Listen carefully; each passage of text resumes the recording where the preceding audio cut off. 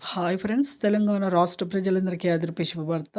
ఇందిరమ్మ ఇళ్ళైతే 3 లిస్టుల్లో అయితే రాబోతున్నాయండి. మరి ఎల్1, ఎల్2, ఎల్3 లిస్ట్‌లో అయితే రాబోతున్నాయి. మరి ఎవరెవరికి ఏ అర్హతలుంటే ఈ ఎల్1, ఎల్2, ఎల్3 లిస్ట్‌లో వస్తున్నాయి. మరి ఎంతమందికి ప్రస్తుతం అయితే వచ్చాయి? తెలుసుకునే ముందు లైక్ చేయండి. ఎవరికి రాకుండా దరఖాస్తులైతే వాళ్ళు రిజెక్ట్ చేస్తున్నారు. మరి ఎవరెవరికో తెలుసుకునే ముందు లైక్ చేయండి, షేర్ చేయండి, సబ్స్క్రైబ్ చేయండి.